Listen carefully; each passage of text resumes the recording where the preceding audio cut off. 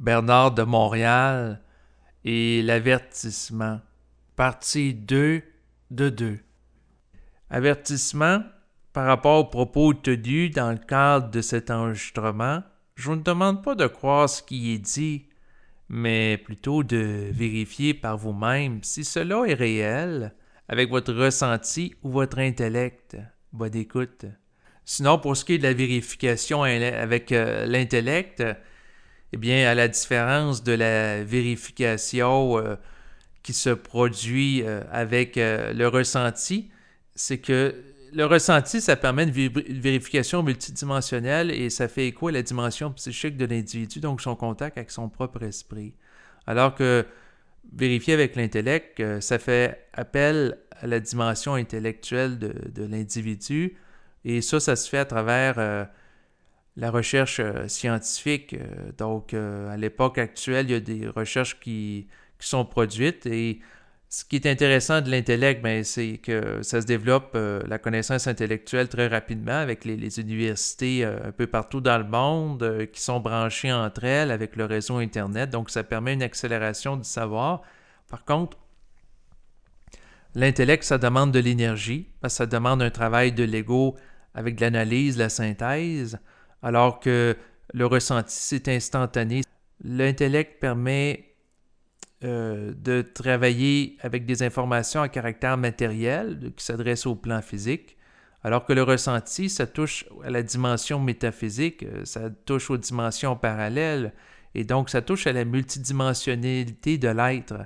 Alors que l'intellect, ben, c'est plus limitatif, mais bien entendu, ça a son utilité, parce que si le ressenti n'est pas clair, mieux vaut travailler avec l'intellect que de ne pas être en mesure de prendre une décision.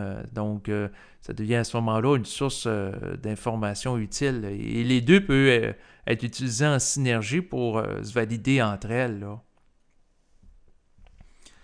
Donc, l'intellect, pour vous donner un exemple d'information qu'on peut vérifier, c'est que si, par exemple, dans un enregistrement, il est dit que la Terre, sur le plan physique, est plus petite que Saturne, eh bien, ça peut se vérifier avec des données scientifiques actuelles. Donc, il y a plein d'éléments comme ça qui peuvent être identifiés. Et plus qu'on avance, et plus qu'il y en a. Donc, tout récemment, lors de l'automne 2015, eh bien, officiellement, la NASA a déclaré que sur Mars, il y a de l'eau. Donc, ce qui veut dire, c'est que à partir de ce moment-là, comme c'est confirmé qu'il y a de l'eau, eh bien, l'information qui aurait pu être véhiculée dans un enregistrement à l'effet qu'il y a de l'eau sur Mars ne pouvait être qu'être évaluée avant cette date-là qu'au niveau du ressenti chez l'individu qui ne travaille pas dans la recherche fondamentale par la NASA. Donc, la personne qui attend la confirmation officielle de scientifiques, des professionnels de la recherche, eh bien, il y a l'information du ressenti, mais il n'y a pas l'information de l'autorité officielle sur Terre, qu'est la NASA par rapport à tout ce qui touche le domaine spatial pour l'époque actuelle. Donc, la personne n'a pas la confirmation des scientifiques.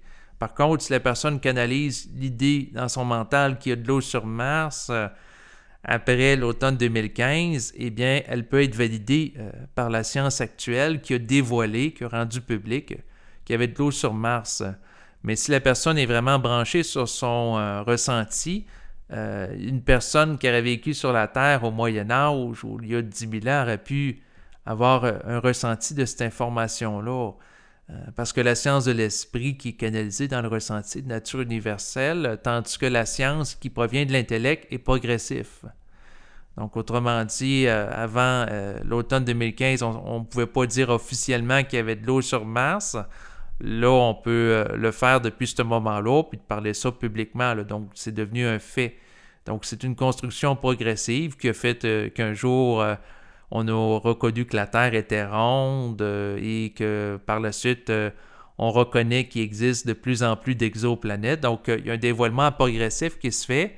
Par contre, si j'affirme qu'il existe de la vie sur d'autres planètes et également dans des dimensions parallèles en périphérie de la Terre, ben là, c'est pas un fait scientifique qui est présentement vérifié par l'intellect, mais quelqu'un qui est sensible peut en avoir un certain ressenti.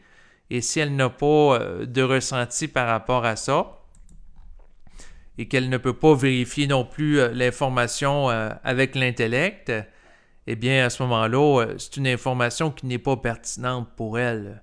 Et ça, c'est une dimension qui est importante d'aborder dans le sens que ce n'est pas toutes les informations abordées, présentées dans le cadre d'enregistrement qui sont nécessairement pertinentes pour tout le monde. Parce que la série d'enregistrements qui est produite pour Internet sur cette chaîne, eh bien, elle vise une quantité limitée de personnes. Et puis, l'une des plus belles preuves d'amour et de respect pour autrui, eh bien, c'est de le laisser libre de ne pas croire ce que l'on dit, étant donné que la conscience vibratoire qui permet de percevoir les choses par ressenti est en élaboration à l'époque actuelle. Donc, elle est en formation. Donc, elle est en noyautage. Donc, elle est de nature embryonnaire. Ce qui veut dire que le ressenti permet de percevoir certaines choses, mais il est limité.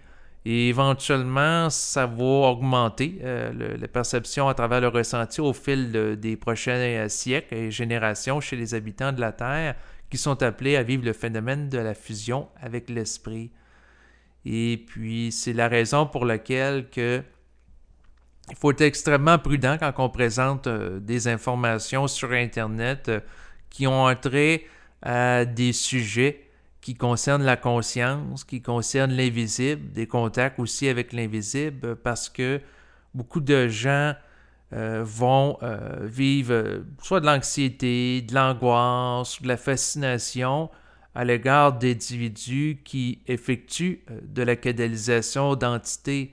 Certains sont bien intentionnés, mais malgré eux, vont amener et véhiculer et inculquer des croyances qui peuvent être extrêmement néfastes chez des individus qui vont se mettre, ces gens-là, à se les imaginer comme étant des maîtres devant être mis sur des piédestals, alors que l'essence de la liberté et du respect envers autrui, dans cette ère nouvelle dans laquelle nous sommes entrés, celle de la fusion, eh bien, c'est de respecter suffisamment autrui pour lui dire de ne pas nous mettre sur un piédestal et de ne pas croire ce qu'on dit et de vérifier par soi-même si ça fait écho à votre réalité ou si vous pouvez le vérifier intellectuellement, mais sinon, vous laissez passer ce qu'il dit et vous n'adhérez pas à ça. Et ça, c'est cette approche-là qui devra éventuellement être véhiculée de plus en plus pour créer un équilibre face à la quantité d'informations phénoménales qui proviennent du cosmos, plus que les êtres humains qui ont accès à cette quantité fulgurante d'informations doit être en mesure de développer son esprit critique rapidement. Parce que si on prend juste l'information sur le plan matériel, à travers les médias électroniques, les sites Internet, eh bien, ça demande déjà, juste à ce niveau-là, un esprit critique extrêmement grand face à cette quantité d'informations. Et cet esprit-là critique devrait être de plus en plus grand par rapport aux informations qui proviennent de l'invisible par des entités de toutes sortes. Il y a des entités bien intentionnées, moins bien intentionnées. Donc, c'est pour ça qu'il faut être extrêmement prudent quand il est question de sujets en relation avec l'invisible.